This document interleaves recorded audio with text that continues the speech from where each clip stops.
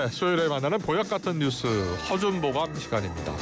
자, 경향신문 허남설 기자, 헤럴드경제 박중규 기자 두 분 나오셨습니다. 어서 오세요. 네, 안녕하세요.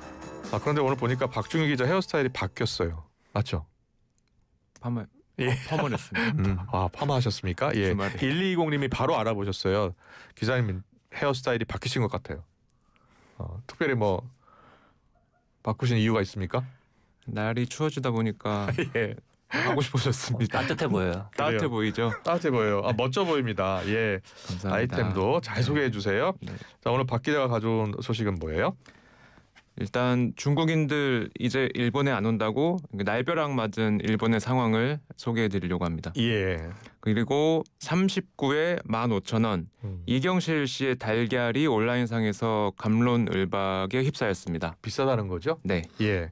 그리고요, 허 기자님은요? 네, 그리고 지금 이제 대학가에서 중간고사가 마무리되면서 지금 AI를 통해서 부정행위가 일어났다 이런 논란이 많아서 거의 모든 대학이 하고 있는 것 같아요. 지금 보니까. 네, 지금 뭐 명문대 이름들이 다 나오고 있습니다. 그리고 또 다음 소식으로는 이제 정부가 이제 수도권 쓰레기 직매립을 금지하면서 수도권에 쓰레기 대란이 일어날 가능성이 있다. 이 소식을 준비했습니다. 따끈따끈한 뉴스입니다. 자, 어떤 주제가 더 궁금하신지 샵 0945로 문자 보내주시면 저희가 방송 중에 소개도 해드리고 또 기자님들께 직접 물어보겠습니다. 먼저 박중규 기자가 가져온 뉴스부터 보겠습니다. 예. 이거 지금 중일 양극 갈등 이야기예요. 그렇죠? 맞습니다. 예. 지난달 말에 경주에서 열린 에이펙 때 양국 정상이 만났거든요. 그리고 나서는 두 나라 관계가 좀 좋아지는 듯한 이야기들이 나왔었는데 뭐 한 달도 아직 안 됐는데 갑작스럽게 중일 관계가 대립으로 돌아서고 있는 상황입니다. 시작은 다카이치 사나의 일본 총리의 대만 유사시 일본 자위대를 이제 개입시킬 수 있다는 취지의 발언이 지난 7일에 나왔기 때문인데요. 이걸 두고서 주 오사카 중국 총영사가 아주 강하게 비판을 했고요. 네. 그리고 나서 두 나라 갈등이 촉발된 모양새입니다. 네. 근데 중국이 바로 대응에 나섰던데요. 일본 여행 자제, 유학 자제. 네. 이 정치인들, 그러니까 정치인의 발언, 총리의 발언이 이제 여행 자제와 유학 자제로 이어졌는데 중국 외교부는 14일 밤에 자국민 대상으로 가까운 시일 내에 일본 여행은 자제하라라고 공지를 했습니다. 이유를 어떻게 들었냐면은 지금 일본 정치인들이 대만과 관련해서 노골적인 도발 발언을 하기 때문에 우리 두 나라 사이의 인적 교류 분위기를 해치고 있다. 일본 내에 있는 중국인의 신변 안전이 이제 위협이 도사리고 있다. 그리고 중국 교육부도 일본 유학을 계획하고 있다면 신중히 검토하라라고 경고를 했습니다. 근데 여행 계획 세웠던 분들은 어떻게 해야 돼요? 취소 수수료도 적지 않을 텐데. 연말 맞이해서 일본 여행 계획하는 중국인들도 굉장히 많았던 걸로 보이는데요. 난처한 상황이 됐지만 이게 중국 당국이 방침을 이렇게 정하니까 여행사나 아니면 항공사들도 빠르게 이 대책을 내놨는데 일단은 중국 대표적인 국적사인 에어차이나나 중국 남방항공, 중국 동방항공 같은 이 항공사들이 연말까지는 항공권 취소, 변경 수수료를 물지 않겠다라는 방침을 공지를 했습니다. 그리고 중국 내 여행사들도 이미 일본 단체 여행을 취소한다라는 연락을 굉장히 많이 받고 있다곤 해요. 상하이 한 여행사 같은 경우는 현지 매체 보도를 보면은 이미 단체 여행의 60% 정도가 취소 연락이 왔다라는 이제 보도도 있었고요. 지난 15일부터 이틀 사이에만 중국 항공사의 일본행 항공권이 항공권 중에서 약 50만 장이 취소가 됐다고 합니다. 근데 이제 이거를 어찌됐건 이 여행사와 항공사가 이 수수료나 이런 비용들은 감수한다는 거죠. 당국의 방침이 그러니까요. 관련 주가, 특히 일본 관광업 관련 주가가 많이 하락했겠는데요. 네, 일본은 중국인들이 올해 1월부터 9월 사이에만 748만 명이 다녀갔습니다. 굉장히 많은데요. 한국인들이 1위긴 한데요. 2위가 중국인인데 굉장히 많고, 이제 중요한 거는 한국인들보다 중국인 관광객들이 일본에서 돈을 더 많이 쓴다고 합니다. 그러다 보니 관련된 종목들이 주식시장에서는 휘청거렸고요. 지난 17일을 보면은 대표적으로 일본 최대 백화점 브랜드죠. 이세탄 미쓰코시 홀딩스는 11% 떨어졌고요. 대표적인 일본 화장품 업체죠. 시세이도는 9% 정도 떨어졌다고 합니다. 예. 그 일본 대표적인 싱크탱크 노무라 연구소가 이번 중국의 여행 제한 조치가 우리 돈으로 약 21조 원 가량의 경제적 타격을 일본에 안길 것이다라는 전망도 내놨습니다. 네. 허남자 기자. 그런데 이게 지금 문화 교류도 중단될 위기라고 해요? 네, 그 문화교류의 어떻게 보면 대표 상품이라고 할 수 있는데요. 영화가 지금 직격탄을 완전 맞게 생겼습니다. 그래요? 예. 네, 지금 다음 달 6일에 그 중국에서 일본의 대표적인 애니메이션 시리즈죠. 짱구는 못 말려. 새 극장판인 자결하는 떡잎마을 댄서즈 편이 이제 개봉이 예정돼 있었는데 예. 이게 개봉이 취소가 됐습니다.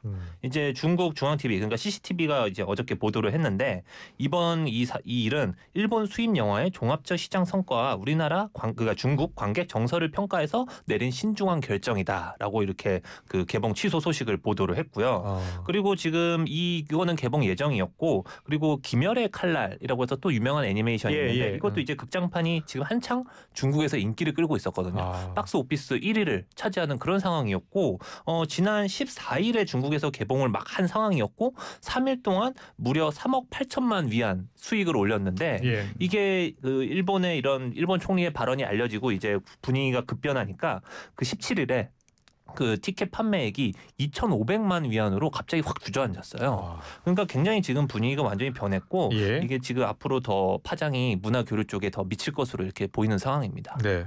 이 중일 관계가 냉랭해지면 우리 관광업계는 반사이익을 기대할 수 있는 거죠. 예, 아무래도 그렇습니다. 예. 중국인들이 가장 선호하는 1순위 해외 여행지는 일본이었는데요. 그 중국 여행 플랫폼 취날이라는 곳이 있는데 지난 예. 주말에 그 유저들을 상대로 설문조사를 좀 벌였다고 해요. 그랬더니 이제 주말 사이 나온 결과로는 가장 선호하는 인기 해외 여행지가 한국이 됐고 국제선 항공권 결제 1위 국가도 한국으로 나타났습니다. 예. 그리고 한국은 뭐 이미 지난번에 제가 소개도 해드렸는데 무비자 입국으로 한국 여행을 할 수 있게 되어서 아마도 올해 말 내년 초 연말 연초 계획 그 여행 계획들 세우는 중국인들이 아마 일본 대신 한국을 선택할 가능성이 높아 보입니다. 그래요. 우리 사드 배치 때 중국이 한화령 내렸을 때 있었잖아요. 맞습니다. 그때 중국 관광객들이 거의 일본으로 몰렸다면서요. 네. 예. 그러니까 이게 지금 한중일은 그 여행객들이 서로 어떻게 보면 주고받고 하는 구조이긴 한데 예. 저희가 사드 문제로 한한령이 내려졌을 땐 일본으로 많이 가고 일본이 반사이익을 얻고 예. 지금 같이 이제 한일령이 내려지면 이제 일본 가려던 중국인들이 그 대신 한국 가자. 이런 분위기들이 확실히 형성되는 것 같습니다. 그래요. 예, 잘 들었습니다. 허남사 기자가 뽑은 뉴스를 이어가겠습니다. AI 커닝 논란이에요? 네, 그렇습니다. 저 얼마 전에 그 연세대학교에서 예. 이 비대면 강의 그 수업 그 중간고사에서 학생들이 AI를 활용해서 집단 커닝을 저질렀다라는 이런 의혹을 이제 전해드린 적이 있는데요. 네. 이거 같은 경우에는 지금 이 연세대학교 같은 경우에는 600명이 수강하는 비대면 강의였고 당시에 이제 시험을 보면서 이제 온라인 사이트에 접속해서 시험을 보는 방식이었는데. 그러니까 이제 온라인에서 응시자가 컴퓨터 화면이나 그리고 손, 얼굴 이것들을 이제 비추게 해가지고 그 집단 그 부정행위를 하고 있는지 이거를 확인하는 시스템이 있었는데 학생들이 그거를 우회해서 영상 촬영 각도를 조절한다든지 예. 아니면 여러 개 화면에 여러 개 창을 띄워서 자신이 지금 조작하고 있는 창을 가린다든지 뭐 이런 식의 수법을 써서 부정행위를 저질렀다라는 얘기였고 예. 그런데 지금 서울대학교에서도 챗 GPT를 이용해서 커닝을 하는 것이 적발이 돼서 재시험을 치르는 그런 일이 지금 발생을 했고요. 근데 시험장에 이 휴대폰 들고 들어가지 못하는데 이게 네. 온라인 시험이라서 그런 거예요? 네, 아무래도 그 이런 수업들이 보면은 예. AI에 관련된 수업들도 있었고 연세대학교 같은 경우에는 그 강의 제목이 자연어 처리와 챗 GPT였습니다. 공교롭게도 이런 제목이었고 그리고 서울대 같은 경우에도 통계학 실험이라는 교양 과목 시험이었는데 예. 이것도 강의실에 비치된 컴퓨터를 활용해서 그 시험을 치르는 거였어요. 그러다 보니까 이제 학생들이 AI를 그 시험 치르는 와중에 이제 좀 사용을 했던 것 같고요. 예. 그리고 고려대학교에서는 지금 지금 AI는 아니지만 시험을 보는 와중에 이제 500명 정도의 학생이 들어간 카카오톡 오픈 채팅방이 있었는데 여기서 서로 정답을 공유했다. 그래요? 지금 이런 논란이 있어서 지금 이 사실도 지금 신고가 돼서 학교 측이 조사하는 중이고요. 네. 전반적으로는 시험 자체를 이제 무효하고 재시험을 치르는 그런 분위기인데 이게 어떻게 적발이 된 거예요? 지금 뭐 이제 학생들이 이제 오픈 채팅방 같은 경우에는 거기 오픈 채팅방에 참여하는 학생들이 많으니까 예. 이제 이렇게 정답을 공유하는 사태가 있어요라고 신고를 하는 경우도 있고 아니면 뭐 이제 시험을 감독하는 감독관이 잡아낸 경우 그런 경우도 있는데 네. 지금 이제 커닝을 정말 한 당사자 예. 그거를 이제 적발하기가 조금 어려운 것이 지금 지금 학교 같은 경우에는 보통 자수에 의존하고 있는 형편입니다. 그러니까 네. 뭐 연세대 같은 경우에는 커닝했다는 사실을 자수하는 사람은 중간고사 성적만 0점으로 처리해주겠다. 자수하겠어요, 근데 자수 안 할 것 같은데요? 그리고 서울대 같은 경우에도 자진 신고하면 이제 예. 최종 성적 상한을 A로 제한하는 이 정도로 이제 뭐 규정을 하고 있고요. 그래서 지금 이 자수에만 기대서 과연 될 수 있을까 이런 의문은 좀 나오는 상황입니다. 예. 어떻게 푸는 게 좋겠어요, 허 기자는? 이거 뭐 지금 근데 학교들이 사실 예. 나름의 시스템은 다 갖추고 있는데요. 그러니까 뭐 록다운 브라우저 뭐 소프트웨어 이런 것들이 있습니다. 예. 그럼 이제 온라인 사이트에서 시험을 치는 데 있어서 이건 뭐 여기 다른 사이트 시험 사이트가 아닌 다른 사이트에 접속하는 걸 막는다든지 예. 아니면은 AI 프로그램 사용을 막는다든지 이런 거를 하는 그런 소프트웨어가 있는데 지금 학생들이 어떻게 보면 영리하게도 이런 것들을 피해가는 우회하는 방법을 알아냈다는 거 아닙니까? 예. 그래서 지금 대학 강국들이 지금 많이 고심을 하고 있을 것 같고요. 그리고 뭐 일부 온라인 중심으로 강의를 운영하는 그런 대학들 중에서는 예. 이제 뭐 이런 카메라로 어떤 시험 치는 학생을 감시할 때 사각지대까지 이제 뭔가 감시할 수 있도록 학생의 뭐 손 움직임이나 이런 것도 감시하는 장치를 놓는다고 하는데 예. 이런 식으로 이제 그 시험을 감독하는 장비도 고도화될 필요가 있지 않나 그런 생각이 좀 드는 것 같습니다. 학생들 스스로 자정 노력도 필요할 것 같아요. 네, 그렇습니다. 예. 지금 뭐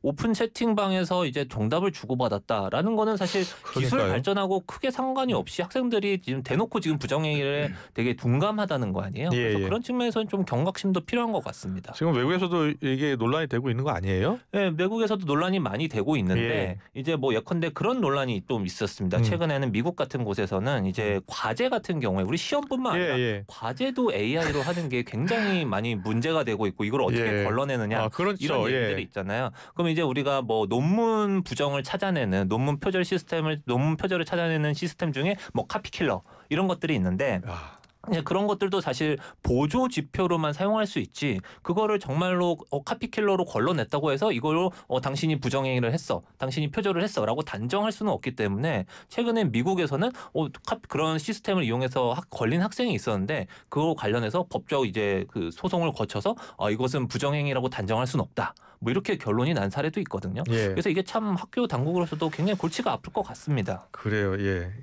학생들이 이거 잘못했다라고 인식하고 스스로 이제 AI를 이용하거나 이 부정행위 하지 말자라고 이렇게 자정 운동이라도 해야 될 텐데 이 학생들 생각은 좀 다른 것 같아요. 이게 당연하다고 생각하는 거 아니에요, 혹시? 학생들 같은 경우에 지금 요새는 이제 학생들이 온라인에서 이제 학교 얘기를 주고받는 그런 커뮤니티들이 있지 않습니까? 이제 그런데 반응을 보면요, 뭐 이게 운 좋지 않게 걸렸네. 뭐 약간 그러니까요. 이런 분위기가 형성되고 있는 것 같습니다. 이거 뭐 원래 많이 하던 거잖아. 근데 갑자기 왜 유달리 갑자기 이번에만 그러는 거야? 약간 이런 식의 반응들도 좀 나오고 있고 그래서 이제 학생들이 좀 뭐 특히나 카카오톡 오픈 채팅방 같은 경우에는 우리 뭐 옛날에 집단 컨님방 이런 거 만든 적도 있는데 뭐 이런 약간 실토들도 올라오고 있고 해서 이게 전반적으로 좀 재점검을 해야 되는 문제 아닌가 이런 생각도 드는 것 같습니다. 그래요. 예, 이거 재점검이 좀 필요해 보입니다. 우리 이제 기자들도 AI 이제 활용하기 시작했잖아요. 예.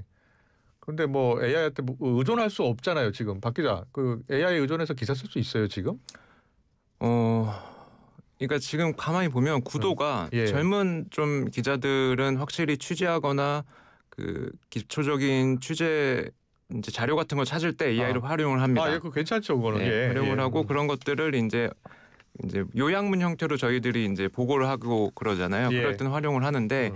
본격적으로 기사 텍스트를 쓸 때 AI한테 완전 맡기는 거는 저는 사실 굉장히 좀 상상할 수가 없는 일이긴 한데 모르겠습니다. 분위기가 앞으로는 아예 기사 자체를 초안을 맡기는 기자들도 생기지 않을까 그래요? 라는 생각을 해보는데요. 아직까지는 이제 정말 기초적인 팩트만 다루는 기사, 뭐 예컨대 날씨 기사라든지 스포츠 경기의 결과 기사라든지 이런 것들을 실제로 AI로 송고하기는 하잖아요.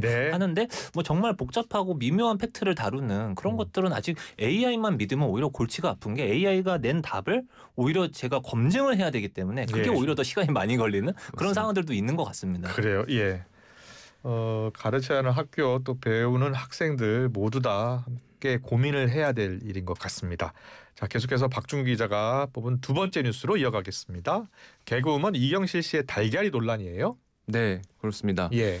이제 정확히는 이경실 씨의 아들이 운영하는 이 달걀 생산 업체가 있습니다. 네. 브랜드가 있는데 이 회사에서 판매하고 있는 제품의 가격 책정이 이제 온라인에서 너무 비싸다라는 이제 갑론을박이 불거졌고요. 그래요? 예. 네, 이 논란은 이제 회사 제품의 어떤 품질이나 수준 대비 가격이 비싸다라는 논란인데 이 달걀에 새겨지는 난각번호라는 게 있습니다. 모든 그 달걀에 일련 번호가 있잖아요. 네. 예. 이 난각번호를 이해를 해야 왜 지금 이경실 씨가 논란이 됐는지를 이해할 수 있는데요. 달걀 껍질에는 10자리 이제 일련 코드가 새겨져 있습니다. 이게 이제 의미가 담겨 있는데 처음 이제 4자리는 이 달걀이 언제 생산됐는지 이제 어미닭, 암탉에서 언제 나왔는지를 이제 보여주는 거고 중간 5자리는 이 달걀이 생산된 농장의 고유 코드를 나타냅니다. 그다음에 핵심이 이번 논란의 핵심은 이제 마지막 한 자리인데요. 네. 여기서는 1번에서 4번이 매겨지는데 이거는 이 달걀이 생산된 농가의 환경을 보여줍니다. 그렇게 해서 1번은 어떤 의미냐 하면 이 닭들이 암탉이 방사돼서 아주 자유롭게 넓은 공간에서 이동하면서 자란 사육된 닭이 낳은 달걀을 의미합니다. 달걀 딱 보고 이제 1번라고 딱 찍혀 맨 있으면 끝자리가 1번이면 그런 의미라. 방사에서 키운 닭이 낳은 계란. 네. 이거는 정부 그 제도에 따른 동물복지 인증 대상이기도 하고요. 2번 같은 경우는 이제 완전 방사는 아니고 실내 평사라고 해서 뭐 실내 그 지붕이 있는 이제 평사에서 좀 넓은 공간에서 닭들이 오며 가며 좀 자유롭게 이동하면서 사육되는 환경을 의미합니다. 그러니까 철조망이 이렇게 쳐져 있고 범위. 네, 철조망이 쳐져 있는데 제한된 범위에서 케이지까지는 아닌 거죠. 예. 이제 3번하고 4번은 이제 케이지 안에서 갇혀서 어떻게 보면은 자란 닭들이 낳은 달걀이라고 보시면 됩니다. 근데 다만 이제 3번은 이 기준이 마리당 0.075 제곱미터이고 4번 같은 경우는 이제 마리당 0.05 제곱미터라서 굉장히 이제 좁은 면적인데 A4 용지가 0.06 제곱미터라고 해요. 그러니까 이 A4 용지 정도의 공간에서 한 마리가 이제 사육되는 환경인데 문제는 이경실 씨 아들이 운영하는 업체의 달걀은 4번. 이 4번 달걀입니다. 난각번호가요. 그런데도 온라인에서는 1번, 2번 이 동물복지 인증을 받은 업체들의 상품과 달걀과 비슷한 가격 혹은 조금 더 비싼 가격에 판매된다라는 이제 비판이 일고 있는 겁니다. 이 판매 업체는 뭐라고 이야기하고 있어요? 판매 업체는 이제 소비자들이 업체에 항의 질의를 올리니까 난각번호가 4번이더라도 좋은 원료를 먹여서 사육하면 품질이 좋을 수 있다. 라는 취지로 해명을 했습니다. 그러니까 자기들은 케이지에서 사육하는 건 맞지만 대규모 투자를 해서 깨끗한 환경을 구축해 놓고 또 동시에 이 닭한테 강황이나 뭐 동충하초 같은 약재를 넣은 이제 고급 먹이를 주면서 키운다라는 겁니다. 물론 이들도 1번형 정말 방목하는 그런 농가가 양계 농가가 많아져야 한다는 거는 인정하면서도 모든 농가가 1번 환경을 갖출 수는 없다. 다만 투자를 많이 해서 그 4번이든 3번이든 환경을 아주 쾌적하고 좋게 유지하면 되는 거 아니냐. 그러면 품질 좋은 달걀이 만들어진다라는 취지로 설명을 하고 있습니다. 그렇군요. 예. 박준 기자는 이 사안에 대해서 어떤 생각을 갖고 계세요? 그 제가 예전에 뭐 식품 담당을 하면서 사실 이때 이 2017년에 좀 문제가 됐던 예. 달걀 이제 살충제 파동을 취재했던 기억이 있는데요. 예. 사실 난각번호라는 것도 그때 이 파동 때문에 정부에서 소비자들한테 정보를 제공해야 된다. 예. 이 달걀이 도대체 어디서 어떻게 만들어진 건지에 대한 정보를 줘야 된다라고 해서 도입된 건데 사실 이제 맞습니다. 뭐 방목한 환경에서는 닭들이 습성대로 스스로 이제 모래 샤워라고 하는데요. 네. 모래로 몸도 씻고 하면서 이제 세균이나 박테리아 같은 것들을 스스로 없앨 수 있습니다. 네. 그런데 이제 물론 그것들이 산업적 측면에서는 굉장히 단가가 비싸질 수밖에 없는 부분들은 있고요. 예. 그래서 정부가 뭐 1번형 방목할 수 있는 환경을 크게 늘릴 수 없다라는 건 정부도 알고 있고 네. 그래도 다만 이런 A4용지 한 장 정도 너무 좁으니 조금 더 키우자 농가들이 좀 더 키우자라는 이제 식으로 유도는 하고 있습니다. 그런 작업들이 좀 지지부진한 것 같긴 하더라고요. 예.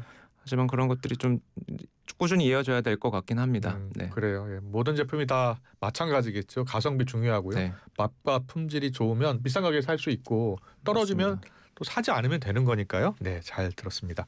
마지막으로 수도권 매립지 생활 폐기물 직매립 금지 소식을 좀 자세히 전해주실래요? 네, 그 2026년 그러니까 예. 내년이죠. 내년 1월 1일부터 예. 이제 수도권 매립지라고 해서 인천 서구에 있습니다. 이 수도권 매립지는 말 그대로 수도권에 있는 쓰레기들은 거의 다 이 수도권 매립지로 간다라고 그래요? 보시면 되고요. 근데 여기서 이제 생활 폐기물 직매립, 그러니까 직매립이라는 거는 이거를 금지한다는 건데 이제 직매립은 뭐 소각하거나 재활용하고 같은 처리를 한 다음에 이제 남은 부산물이 아니라 그냥 우리가 말 그대로 쓰레기 봉투에 그 담아서 버린 그대로 그거를 묻는 행위라고 이게 직매립이라고 보시면 되는데 예. 이제 그거를 금지한다라는 겁니다. 이게 왜 금지하냐면은 이제 수도권 매립지가 많이 포화가 됐다라는 그 이유 때문인데요. 사실 이거는 어느 날 갑자기 뚝 떨어진 건 아니고요. 예. 수도권 매립지가 이제 과거에 난지도가 포화된 다음에 이제 1992년에 새로운 대체 매립지로 조성을 한 것인데 예. 그 이후에 이것도 언젠간 포화가 될 것이다. 그 시기가 점점 다가오고 있다라는 말들이 계속 나왔었고 이제 결국 이거는 예정됐던 수순이라고 할 수 있는데 문제는 이제 여기가 이제 직매립을 금지하면은 이 쓰레기들을 다른 곳에 보내서 뭐 처리를 하든지 묻든지 해야 될 거 아닙니까? 예. 예. 근데 이제 서울시나 뭐 인천시나 경기도나 그런 대체 매립지나 소각장을 찾아보려고 하는데 보통 그런 것을 이제 지역에 짓는다 그러면 주민들 반대가 굉장히 거세서 이제 예. 대체 매립지를 딱히 찾지 못하고 지금까지 이제 굴러오는 그런 현실입니다. 그럼 어떻게 처리해야 돼요, 그럼 앞으로? 이게 사실 뾰족한 대안이 별로 생활 없습니다. 폐기물로 계속 나오는 거 아니에요, 네, 지금? 계속 나오고 사실 쓰레기 처리 방법이라는 게 되게 고전적인 게요. 두 예. 가지밖에 없습니다. 태우거나 묻거나 이제 소각하거나 매립하거나 두 가지 방법밖에 없는데 예. 그래서 이게 결국 그 땅을 찾지 못하는 한은 방법은 그 딱히 나오지 않는 그런 상황인데 소각해야 되겠네요, 일단은. 네, 소각을 하는 게 사실 예. 어떻게 보면 지금 이제 대안으로 찾는데 뭐 예컨대 소각을 하면 또 매연도 발생하고 하니까 이제 주변 사람들이 많이 싫어하지 않습니까? 예. 근데 뭐 최근에 보면은 강원도 고성군 같은 곳에서는 이제 쓰레기 봉투를 이게 사람들이 버리면은 그걸 뜯어서 그 안에 이제 쓰레기들을 분류하는데 그다음에 비닐만 걸러내서 비닐만 따로 이제 재활용을 하는 그런 시스템을 갖췄다고 해요. 그러니까 그러고 나니까 쓰레기가 30% 이상 줄어드는 그런 효과를 봤다고 하는데 이런 사례들을 좀 뭐 서울이나 인천 같은 대도시에도 적용할 수 있을지 그런 것들은 좀 연구해 볼 가치는 있는 것 같습니다. 그래요? 이게 혹시 쓰레기 봉투 값이 오르거나 그런 영향을 받는 거 아니에요? 네, 지금 직매립을 못하게 되면은 아무래도 지금 쓰레기를 민간 위탁으로 처리해야 되는 거 아니냐. 그러니까 민간 소각장들이 좀 있거든요. 이제 그런 그래요? 곳에 맡긴다고 하니까 그런 곳에서 좀 비용 부담이 발생할 수 있다. 이런 얘기들은 나오고 있는 상황입니다. 예, 지금 우리 마포구 여기 상암동 근처에서 신규 광역 소각장 문제로 지금 서울시와 이쪽 지역 주민들 갈등이 있거든요. 네. 이것도 지금 계속 소송이 이어지고 있는 것 같더라고요. 네, 그렇습니다. 서울시가 뭐 소각장을 새로 짓겠다고 하면서 좀 노력을 하면서 어떤 것들을 제시했냐면은 이제 예. 소각장을 지하화하겠다. 그리고 그 위를 공원화하겠다. 이렇게 약속도 하고 그랬는데 예. 주민들이 결국 받아들이지 못해서 소송까지 벌이고 있는 실정이고요. 예. 그래서 서울시도 민간 위탁으로 하는 것 말고는 딱히 방법을 찾지 못하는 상황인 것 같습니다. 네, 오늘도 주요 뉴스 허준보감 잘 들었습니다. 허남설 박준규 기자와 함께했습니다. 고맙습니다. 네, 감사합니다.